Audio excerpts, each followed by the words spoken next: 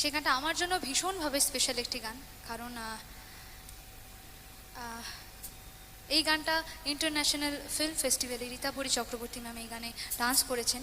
কাতারে মানে বিশ্বকাপে খেলার মাঠে এই গানটি আমার বেজেছে, এবং এই গানটি পরবর্তীতে আমাকে অনেক অনেক অনেক এত সুন্দর মুহূর্ত দিয়েছে, যার জন্য এই গানটা আমার কাছে অত্যন্ত বেশি স্পেশাল হয়ে দাঁড়িয়েছে।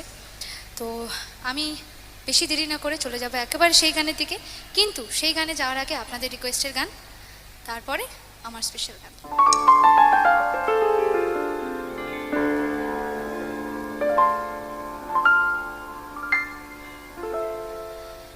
যদি বারে বারে একই সুরে প্রেম তোমায় কাঁদায়, তবে প্রেমিকা কোথায় আর প্রেমী বা কোথায়?